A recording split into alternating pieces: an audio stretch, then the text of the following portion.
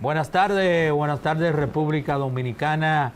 Gracias por estar ahí, señores. Se le da apertura a su programa de la semana a través de BTV, así que síganos a través de nuestras redes sociales, Canal 32, BTV de la semana. Nos acompaña un amigo, un hermano, Ariel Gutiérrez, como siempre. El jefe del colmado.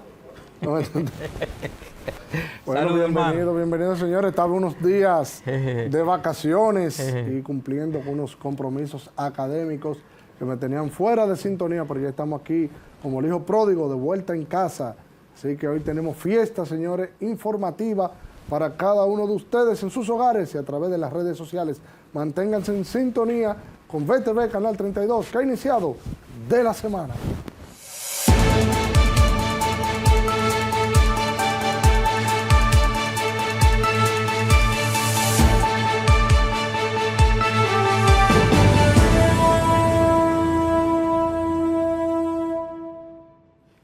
Bien, señores, de inmediato vamos a comenzar con este tema bien comentado, bien analizado, y han sido los cacerolazos y el malestar social que se siente aquí en la República Dominicana. Miren, cuando las protestas pasan de las redes sociales a los calderos, el gobierno sí tiene que prestarle atención a la ciudadanía, igualmente como se han referido varios políticos referente al tema, porque ya el tema, el malestar social, traspasó lo que llama las redes sociales y llegó hacia los calderos de los dominicanos y la dominicana. En esta semana, a nivel del país, se ha escuchado ruido, sobre todo en la noche, pero ya no se protesta en la clase media con los cacerolazos. Los barrios también se están escuchando esta manifestación, este malestar social, referente sobre todo el alto costo de la vida, el alto costo de la energía eléctrica. El colmadero se le pierde su mercancía por falta de energía. Y ante todo, señores, la criminalidad aquí en la República Dominicana, promesa que el gobierno había prometido y entonces se encuentra incumplida, y eso está generando un malestar. Mira, la verdad es que estas manifestaciones a destiempo, porque ya no acostumbraron a que este tipo de manifestaciones se ve en los momentos electorales, pero esto debe preocupar al gobierno porque se ha organizado de una manera muy espontánea. Tú no ves un partido político detrás de esto, tú no ves ninguna organización constituida detrás de esto, sino que la clase media dominicana y algunos influencers, si queremos decir, a través de redes sociales, han accionado con este tema de los cacerolazos, que va más allá, señores, de un malestar por un tema de energía eléctrica. También aquí se está protestando por el libre derecho que tiene cada quien a la expresión. Se está protestando, señores, por este paquetazo fiscal que se nos disfrazó como un plan anticrisis, y lo que ha hecho es que la crisis personal y familiar de cada uno de nosotros ha incrementado. Entonces, ¿qué está pasando con este gobierno que invierte tanto en comunicación?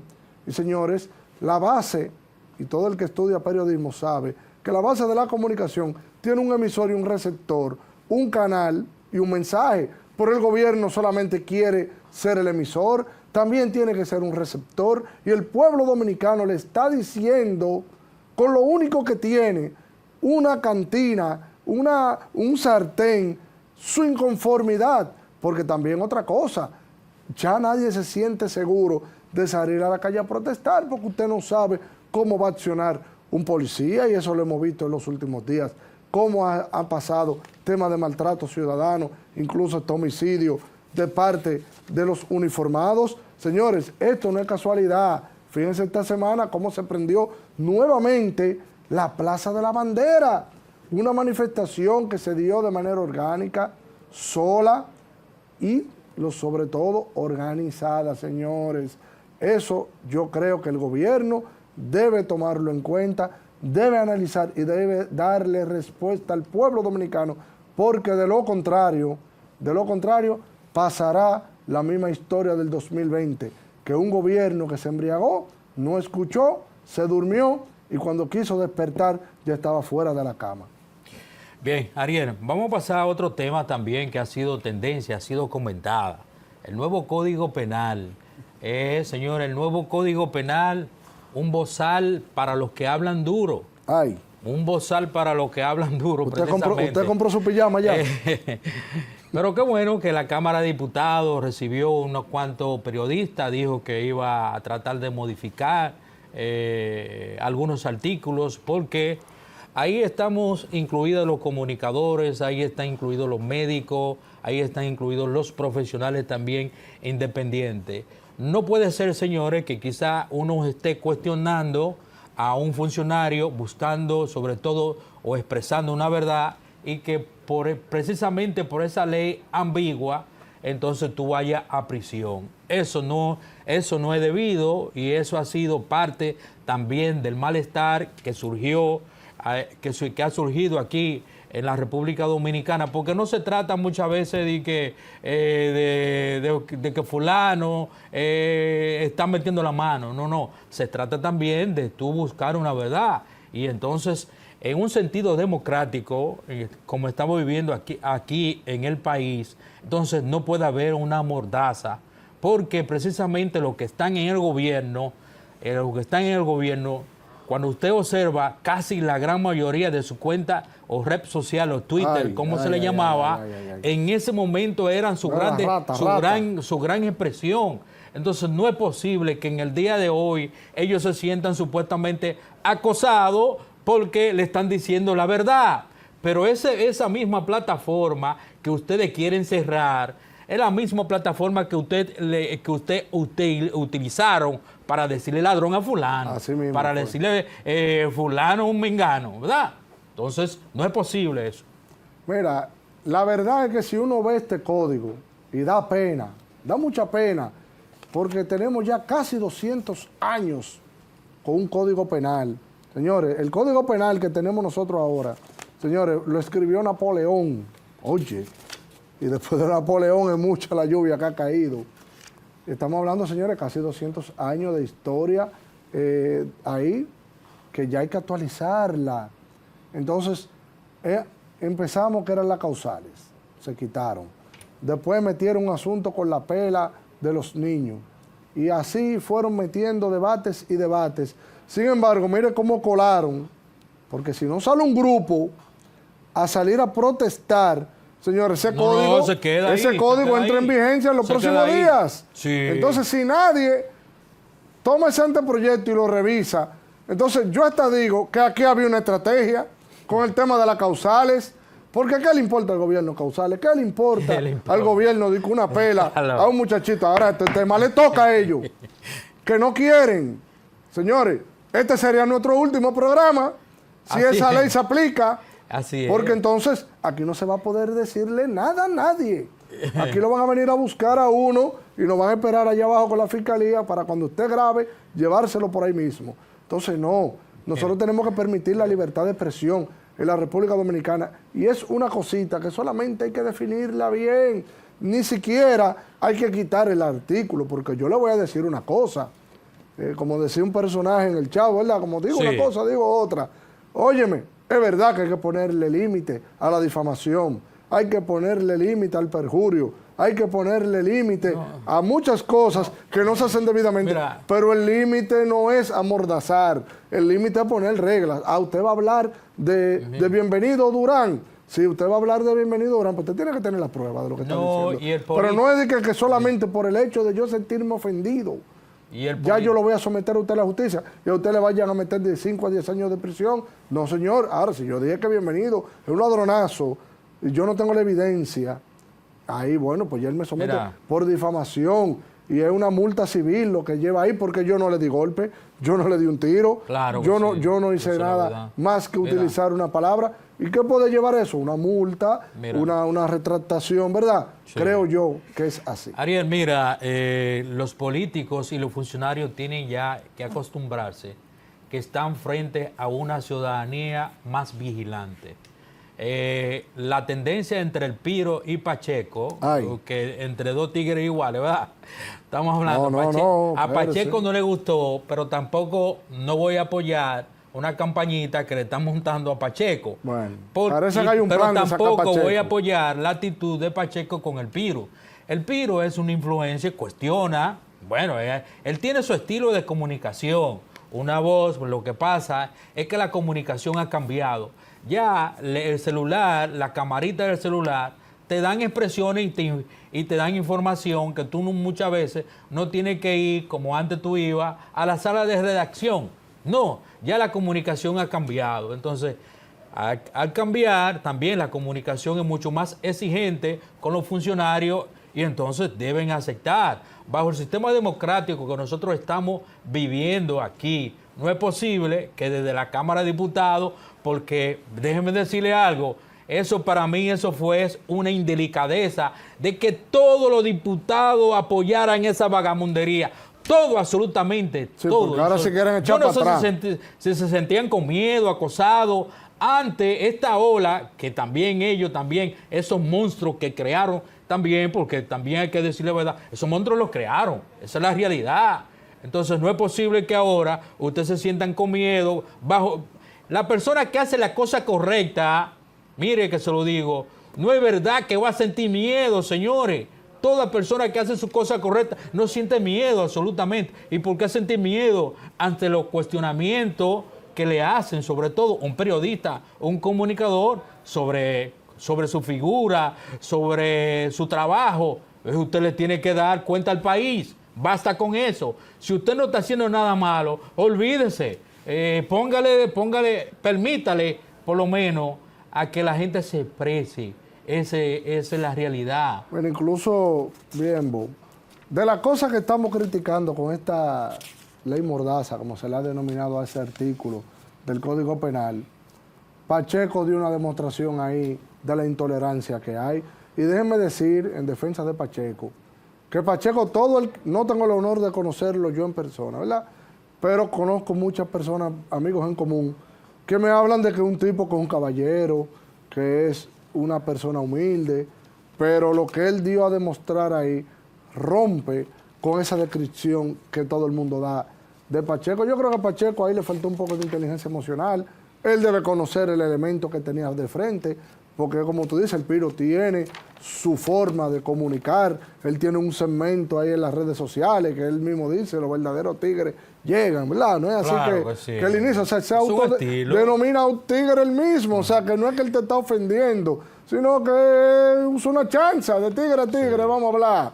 Entonces, quizá Pacheco debió ponerse a la altura, no rebajarse al nivel que lo hizo y decirle, con otras palabras, quizás, que no se refiriera a él en esos términos y al final responderle la pregunta, que era lo que él quería, que al final terminó respondiéndole la pregunta que le hizo, de hecho, pero eso le restó más a Pacheco que al Piro. Hoy el Piro se ha engrandecido con esto, ustedes lo llevaron a su nivel. Antes de nosotros pasar a nuestra entrevista, me gustaría tocar, porque la obra que anunció que van a construir la carretera del Ámbar, es una obra, sobre todo va a ser la tabla de, vamos a decir, la tabla de salvación para el proyecto Punta Bergantín, para Puerto Plata y Santiago. En este caso va a haber una conexión, tú podrás desde Puerto Plata o Santiago llegar en 25 minutos, normalmente se toma 1 hora y 60 minutos. Cuando el tránsito está normal, cuando el tránsito está congestionado, tú fácilmente te puedes tomar hasta 2 horas de Puerto Plata a Santiago. Yo creo que es una obra que va a desarrollar un poco más el puente, como quien dice, el puente de desarrollo entre Santiago y Puerto Plata. Puerto Plata tiene la playa, Santiago tiene lo que se llama el desarrollo comercial, obviamente. Entonces, esas conexiones, yo creo que el norte, entonces, con este proyecto, ojalá, y que no vean solamente los 28,000 millones de pesos que va a costar esta autopista, que comienza ahí y fácilmente vamos a decir que llega a los 50,000 millones o algo más.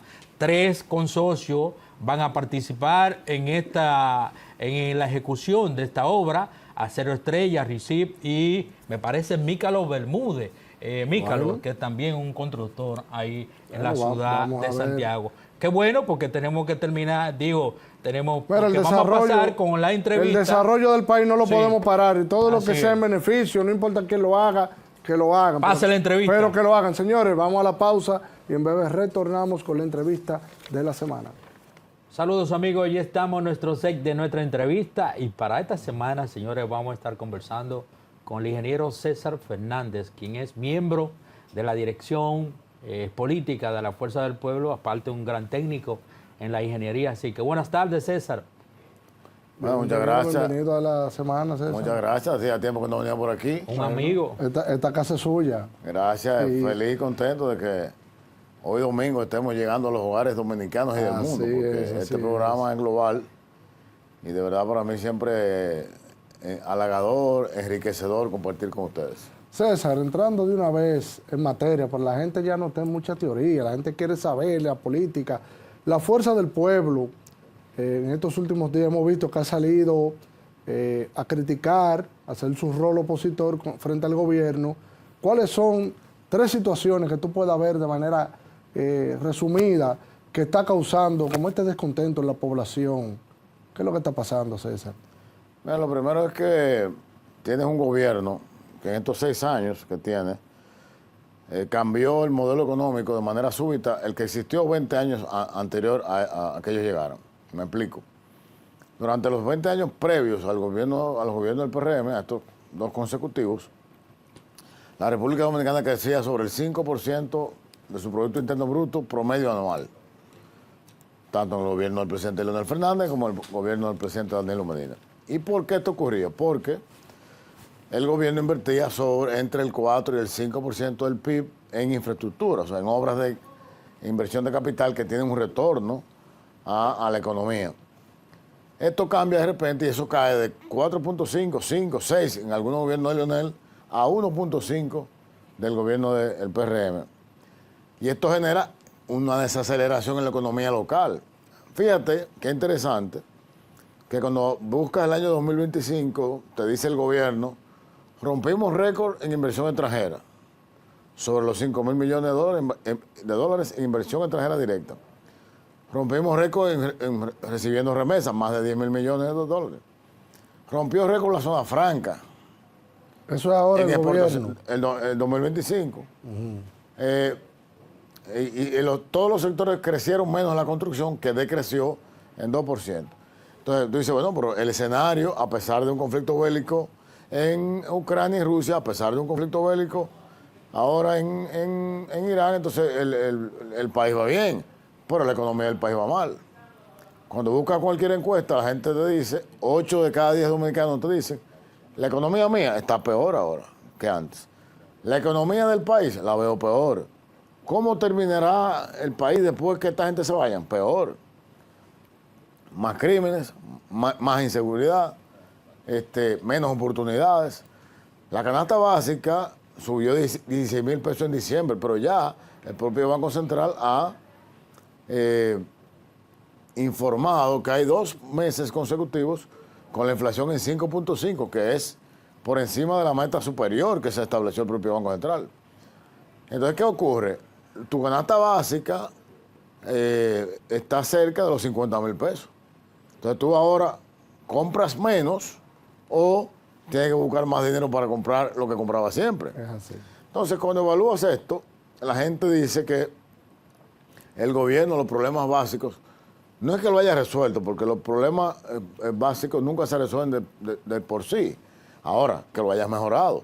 ¿Cómo es posible que tú recibas un país que tenía 80 o 90% de los circuitos 24 horas de energía y ahora hay el 80 el 90% de los sectores sin energía? Me has duplicado la tarifa eléctrica. El sistema de salud está totalmente deteriorado. Has hecho 5, 6, 7, 8 planes de una reforma policial, de una reforma de seguridad. Lleva 2 ministros, ha gastado miles de millones de pesos y vemos los resultados negativos. Entonces la gente está clara y en la Fuerza del Pueblo hemos identificado esto. Y la más reciente, me aplicas una reforma fiscal que no era necesaria porque si el petróleo hubiera seguido ascendiendo por encima de los 80, 90, 100 dólares, podía ser. Pero cuando se anuncia la reforma, el petróleo ronda los $70 de dólares el barril. Unos 70, 74. Entonces ya no había que buscar esos recursos. La población lo vio pasivo a los partidos de la oposición referente a ese tema. Bueno, en el caso nuestro hicimos varias ruedas de prensa y nuestros voceros salieron por todas partes a denunciar que no era necesaria esa reforma. Pero lo peor de la reforma no es la reforma en sí, sino a quién golpea la reforma. Dice el gobierno que esa reforma va a atacar a los ricos, porque el impuesto es a la empresa que vende más de 1.000 millones de pesos al año. En principio tú dices, sí, es cierto. Pero ¿quiénes venden más de 1.000 millones de pesos al año? Las empresas grandes que fabrican alimentos como aceite, comestible, como jabón para bañarse de cuava, como papel de inodoro, como agua en botellas, como cereal, como pamper para niños, como salami. ¿Quién otra empresa hay grandes que facturan más de 1.000 millones? Las telefónicas. Sí. Ahora usted le va a subir el internet de su casa, el paquetico del celular, la línea del celular, el teléfono. Al final que se va a transferir a la misma población. Se transfiere a la misma población. Pero ¿qué otras empresas hay grandes en el país que facturan más de 1.000 millones? Los bancos. Aquí hay 2 bancos grandes. Ustedes saben cuáles son. Sí. Es que no solamente que te va a aumentar, que ya nos aumentó a todo el punto 15 al punto 20 de la transferencia hacia la Dirección General de Impuestos Internos. Es que además el banco te va a cobrar más porque a él le están cobrando más. O sea, entonces es una reforma que golpea a la clase media y el artículo 21 y 22, que son los que van a llevarnos a la trampa, donde vas a tener que pagar un 15% más por Netflix, un 15% más por Spotify y un 15% más por guardar una foto en la nube de tu celular. ¿Cómo? Así es. También. Wow. También. Esos servicios vinieron disfrazados. Yo le llamo a esta reforma fiscal del gobierno la trampa fiscal del PRM. Y no era el plan anticrisis. Bueno, en la mente de ellos, porque ¿dónde está la crisis? Entonces era el plan. La única crisis que tiene el país es la que ellos han generado, que han usado el dinero para comprar alcaldes, han usado el dinero para generar abstención, han usado el dinero del Estado y de las instituciones para crear una percepción de que está todo bien y que van a ganar las elecciones de nuevo y se van a mantener. César, entonces, ¿qué propone la fuerza del pueblo ante esta situación que estamos viviendo y ver si el gobierno le da la gana de escuchar? Porque otra cosa, mientras ustedes no ganen las elecciones, eso lo proponer. Pero para que el pueblo sepa que hay una alternativa diferente, ¿qué propone la fuerza del pueblo? Bueno, mira, de manera puntual y específica, en el momento que nuestros candidatos salgan al fuero político, hablarán de detalles. Ahora yo me remonto a lo que ya hemos hecho como no éramos gobierno. Primero, el modelo de inversión. Usted tiene que invertir en obras de infraestructura para que se dinamice la economía. Eso dinamiza la economía, está altamente demostrado. Segundo, usted tiene que tener un control del gasto y tener un gasto más eficiente. O sea, usted no puede gastarme 10, 12, 13, 14 mil millones de pesos en publicidad, porque eso va a nada. Usted me está gastando 9 pesos de cada 10 en gasto corriente. Eso es en pago de energía, en pago de salario, en alquiler de locales. Aquí nunca se ha visto que un gobierno alquilara tantos locales. Bueno, las escuelas las están supuestamente como se alquila ahora, ¿no? Las ambulancias, por ejemplo, tú llegaste con un gobierno que te dejó un plan de construcción de vivienda enorme. El gobierno de Danilo Medina hay que reconocerlo. Sí. Un gran plan de construcción de vivienda. Termínalas y haz más. Ah, no, la detuvieron, se pusieron a investigar su supuesto dolo. Al final, ni una cosa ni la otra. César, ¿entiendes? Durante esta semana nosotros hemos observado a nivel del país los cacerolazos que han surgido de nuevo. ¿Esto qué significa para el gobierno? Justamente, ¿qué te acabo de decir? Esta reforma fiscal de ahora, del mes de junio, del gobierno, ha golpeado a la clase media alta, que tiene cada vez menos capacidad de adquirir sus bienes y servicios, que tiene menos capacidad de llevar a su hijo a una escuela, etcétera, etcétera. Entonces esa gente está protestando. Y eso significa claramente lo que pasó en el 20. ¿Qué pasaron con los cacerolazos del 20? Bueno, que se fueron. Y en ese caso, entonces ahora estos se van. Pero esto esto se ve como a destiempo. Sí, bueno, lo que pasa es que, como te decía yo, cuando a ti te llega ahora una factura de desecho sólido, como tú pagabas, una pequeña empresa pagaba 10 mil pesos y ahora tienes que pagar 150,000, no es cuestión eso sí está de tiempo. Ahí yo saco mi cacerola. Cuando yo compraba el pollo 80, 85 pesos, lo tengo que comprar a 125, 130 pesos, ahí es un cacerolazo. Cuando yo compraba un cartón de huevo a 180, 190 pesos, lo tengo que comprar a 250, eso merece un cacerolazo. Sería una forma de desahogo Sí. que ha adquirido la clase Impotencia. media. Entonces, la ventaja que tiene el cacerolazo es que ni el DNI, ni la policía, ni las empresas privadas que vamos a decir manipulan a la sociedad no pueden hacer nada. No, porque ¿cómo usted puede parar un cacerolazo en una propiedad privada? Dentro de una casa. No, usted no puede. Y no solo una casa, de una torre, un Sí, sí. edificio. En una torre, yo vivo en un Porque edificio. yo no he visto cacerolazo en los barrios. En los barrios. No, Ni porque siquiera. No, ellos hay. Los barrios sí, ellos les hay. siguen No, la mayoría subsidiando. está- En señores, los barrios, Plantín y en los Naco. barrios hay. Eso a nivel del país, señores. Me Yo dijo, solo me digo dijo porque un el otro amigo que día- venía ayer de Higüey, perdón, de Higüey, que en Verón eso estaba encendido en cacerolazo. ¿Cómo Eso así? no es una línea de la oposición. No, eso es totalmente espontáneo y orgánico. Eso es totalmente orgánico. Yo, de hecho, anoche yo estaba hablando con un compañero del partido por teléfono en el momento del cacerolazo y me dice, ¿qué es lo que pasa? No, que arrancaron el cacerolazo. Te llamo ahora a buscar la mía. Y me sumé. ¿Cómo va? Otro, claro. Sí. Claro. ¿Y por qué tú estabas protestando, César? Bueno, estaba protestando porque tengo ahora que pagar una factura de 150 mil pesos de desecho sólido. Solamente de eso. Que no lo Aparte te- del ayuntamiento. Pero sin generar un solo, esa empresa no genera un solo desecho sólido. Imagínate tú. Entonces, no entiendo. Eso hay que revisarlo. César, hemos visto esta semana fuertes críticas con el tema de la aprobación del Código Penal. Está la Fuerza del Pueblo satisfecha con este Código Penal que fue aprobado y que, dicho sea de paso, cuando uno busca la tabla de votación, se ve que la oposición también participó en esa aprobación. Mira, ¿Qué opinan ustedes? Aún El hay- Código Penal tiene a la sociedad dividida en dos. Una sociedad que quiere un nuevo Código Penal, ya que el que tenemos data de 140 años de edad. No solamente la edad que tiene, sino lo obsoleto que es. Porque estamos hablando que hay más de 100 nuevas tipificaciones de crímenes que van a incluirse. No, resumida cuenta, ese código napoleónico, eso es, imagínate tú, De los 1880. por ahí. 1800. Entonces, ¿qué ocurre? Hay esencialmente 2 o 3 artículos que, primero, en el caso de la libre expresión, ustedes los comunicadores, hasta yo, La ley Mordaza. que diga que un funcionario lo está haciendo mal, como lo vivo diciendo, Sí, ya puede ir preso. sí, claro. Y mal Sí, preso. Eso es la realidad. Y el caso de los médicos que por una mala práctica médica, porque se entiende que hubo una mala práctica médica, también van a ser penalizados. Entonces pienso que hay que revisarlo y aclararlo. Yo lo que creo es que en este año que pasó, como que bueno, vamos a darle un año al código, como que se olvidó. Y estamos retomando el tema porque ya es agosto, ya es inminente que entre. Entonces ahí pienso que toda la sociedad, ahí digo que todo el mundo, ahí nos hicimos como que dejamos eso ahí. Y a la hora del no ni ahora, entonces estamos buscando. ¿Será que todo el mundo se preocupó tanto por el tema de las causales que cuando se sacó eso ya Yo se pienso, dejó de revisar el código?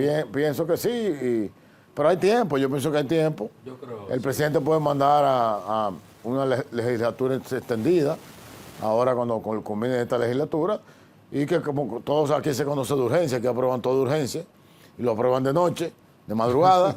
Entonces yo pienso que es un tema que le importa tanto a la sociedad dominicana, debe de ponerse la atención.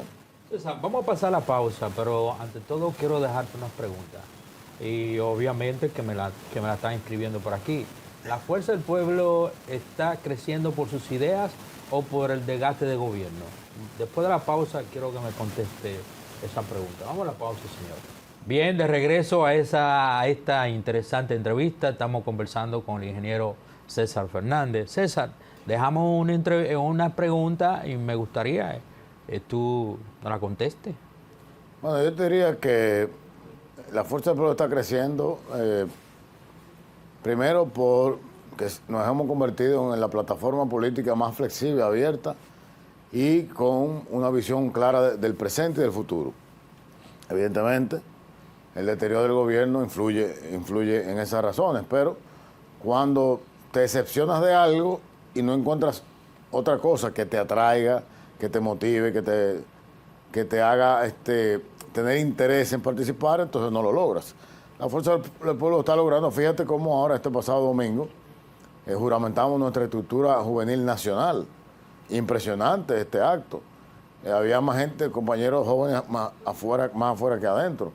Pero ves, escucha el discurso de los jóvenes de la Fuerza del Pueblo y te sorprendes, porque admirable que un joven de 30, 29, 28 años esté diciendo que está participando en política por la causa del medio ambiente, por ejemplo, o por la causa de la defensa de los animales, o por el deterioro de la economía. Es decir, que estos jóvenes que están entrando a la Fuerza del Pueblo están asumiendo causas. Pero también gente que ha estado en otros partidos políticos, y básicamente el partido de gobierno. Yo no conozco a nadie que deje un partido que está en el gobierno, solo como que lo más extraño. Y veo gente que sale del PRM permanentemente, y renuncian a posiciones importantes en el Estado. Y eso se debe a las prácticas antidemocráticas, al fracaso que han tenido las ejecutorias públicas como gobierno, y ven que no hay futuro, que donde existe el futuro es en la Fuerza del Pueblo. César, ok, dale. César, nosotros observamos, hay una cantidad de PRMistas que están pasando a la Fuerza del Pueblo. ¿Eso es el camino hacia una victoria? Por supuesto, cuando tú buscas que hemos recuperado la base histórica social de apoyo del presidente Leonel Fernández, que es el 40% del padrón, unos 2 millones, hemos recuperado eso, lo tenemos en el padrón de nuestro partido, y a eso le sumas entonces ese descontento que viene del partido de gobierno, que podrían dar un 4, un 5, un 6%, le suma los aliados que tenemos y que tendremos más el disgusto generalizado de la gente, te da fácilmente por encima del 50%, que es con lo que tradicionalmente ha ganado Leonel. César, yo escuchaba al presidente Fernández hace días hacer un análisis de la estrategia, digamos así, de crecimiento de la Fuerza del Pueblo, tratando como de justificar el tema de los 2 millones de miembros que tenían, y él decía, como en esa entrevista, como que había un grupo de personas que no concurrió a las elecciones y que ya ustedes de alguna manera han contactado a esas personas para ver los motivos que lo llevaron a ellos a no concurrir una vez habiéndose inscrito de alguna manera en el partido o firmado algún formulario, como ustedes trabajaron en el proceso anterior. Muchos comunicadores, otros políticos dicen, la Fuerza del Pueblo es un partido, no es un partido, lo que tiene son buenos candidatos. Sin embargo, refiriéndose a otro partido de la oposición, dicen que eso sí es un partido organizado, que lo que le falta es un candidato. La Fuerza del Pueblo está trabajando verdaderamente su tema orgánico, dígase sus secretarías, sus comités de base, intermedios, etcétera, etcétera, con miras a convertirse en un partido robusto. Es verdad que un partido joven, pero vienen con una experiencia de otro partido que tiene un nivel de organización. Está la Fuerza del Pueblo apto y listo ya para salir a la calle como ese partido, como en algún momento lo fue cuando estaban en el PLD. Yo pienso que tú quieres juramentar la Fuerza del Pueblo y quieres que te dé el plan organizativo, pero mira, te lo voy a tratar de resumir, no, si está listo, de resumir lo más breve posible. Nosotros, en el 2019, nuestra base social de apoyo electoral era 0.36. Eso es lo que tenía el PTD en el 2019, es decir, menos de 1, mucho menos de 1. De repente, 4 meses después, 5%, partido mayoritario.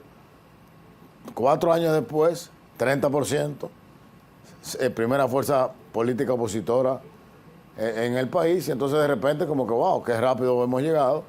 Pero en el camino hemos ido organizando la casa, hemos hecho 2 congresos, uno constitutivo, donde nace el partido, y uno de revisión, que fue el Franklin Almeida el año pasado. De ahí salieron 30 y pico de documentos, una línea organizativa nueva, una línea electoral nueva, finanzas nuevas, formación política, etcétera, etcétera. Y de ahí nacen entonces 5 estrategias que estamos desarrollando para poner el sello del triunfo a esta estructura política que se llama Fuerza del Pueblo y que lidera Leonel Fernández. La primera, lo que acabo de señalar, organización. Estamos vinculando todos nuestros órganos del partido, llámese direcciones de bases y direcciones medias, a colegios y recintos electorales. Número 2, somos el único partido que tiene una escuela de formación electoral.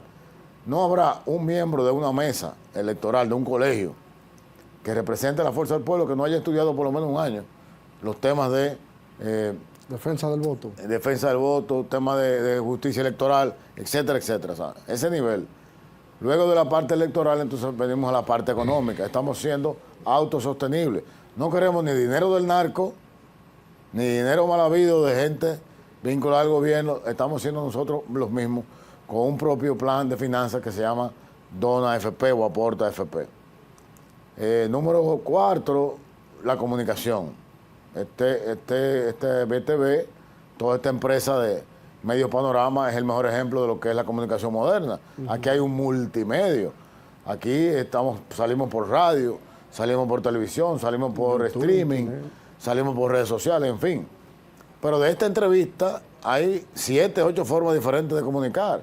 Ustedes harán shorts en YouTube, harán cortes para TikTok, harán extractos para Twitter, para Instagram, para dentro de Instagram, o un Reel, o un History.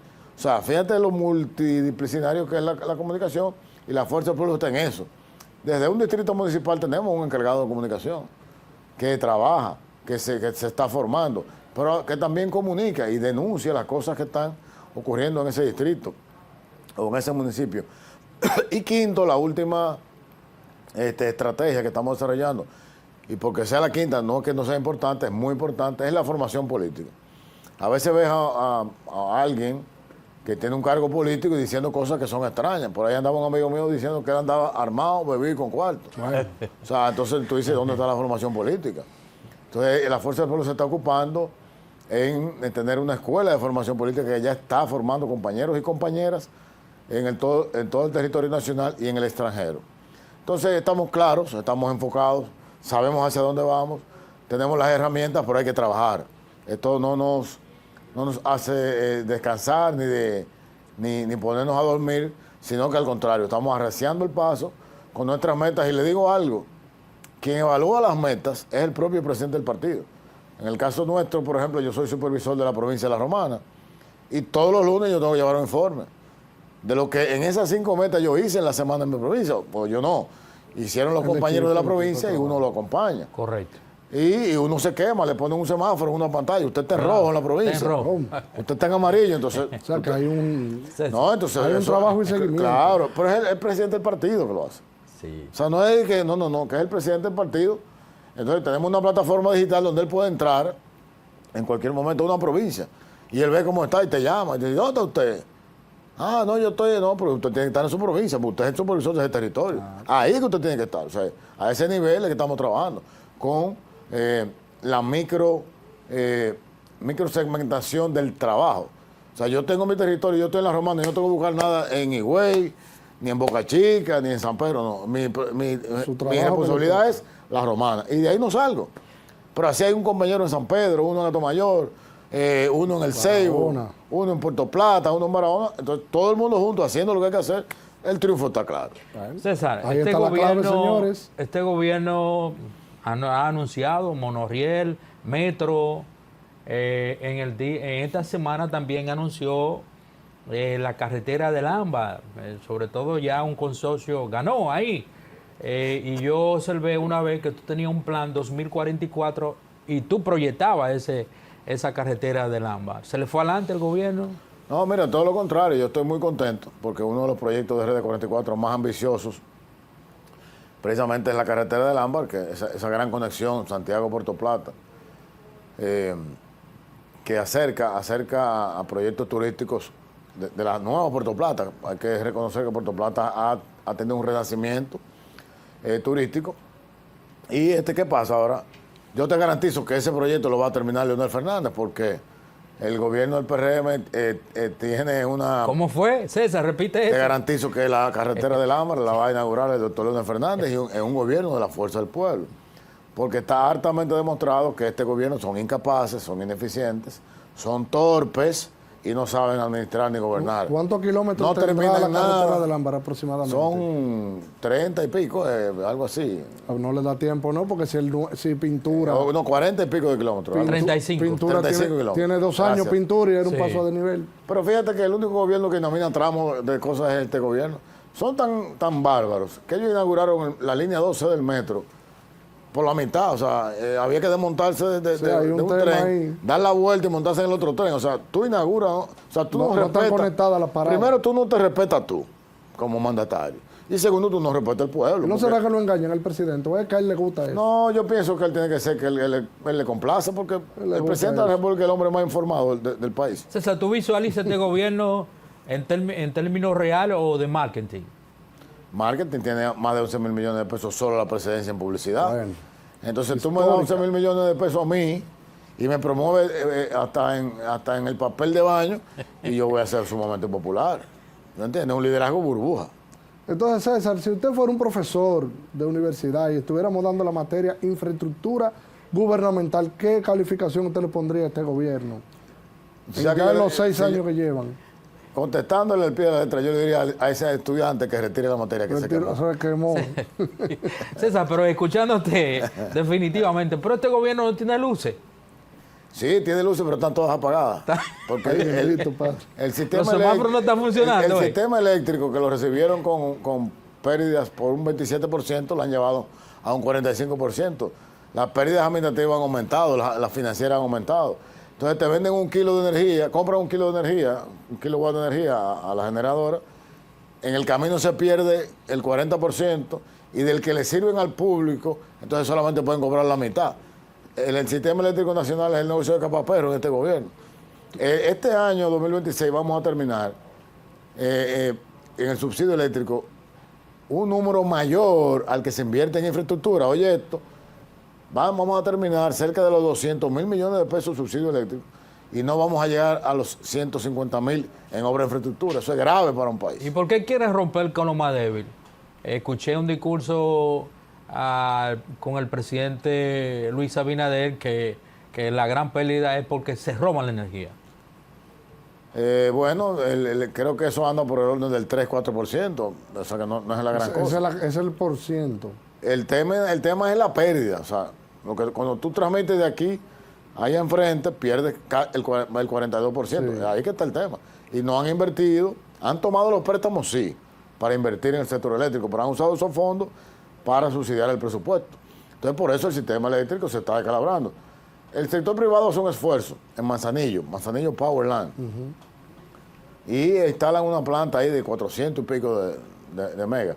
Muy bien, pero si el camino por donde va a transitar esa energía está deteriorado, ¿para qué se instalan más plantas? Nosotros en capacidad de generación estamos bastante bien. Vamos a decir lo que se va demandando en el tiempo. Lo que hay es que adecuar las redes. entonces, Mejorar las redes, eso hay que invertirle. Y usted cobra por eso, usted cobra para Se supone. que le pase la energía por ahí, pero con el dinero para otra cosa. César, estamos llegando ya a la parte final de esta entrevista y gracias, César, porque obviamente tú has sacado un gran tiempo para estar aquí con nosotros. Tú eres un gran conocedor del tránsito también aquí en el Distrito Nacional. Nos gustaría que tú nos plantearas algunos detalles, alguna solución. Mira, nosotros en el año 2019 hicimos un gran estudio en la Fuerza del Pueblo con el tema del tránsito y movilidad en el Gran Santiago, el Gran Santo Domingo, Puerto Plata, San Francisco de Macorís, La Romana, La Vega y San Cristóbal, que son las urbes más congestionadas a nivel de tránsito. Hicimos un trabajo brillante. Este trabajo fue actualizado para el 2024 y, por ejemplo, te digo, el problema del Distrito Nacional es que te entran diariamente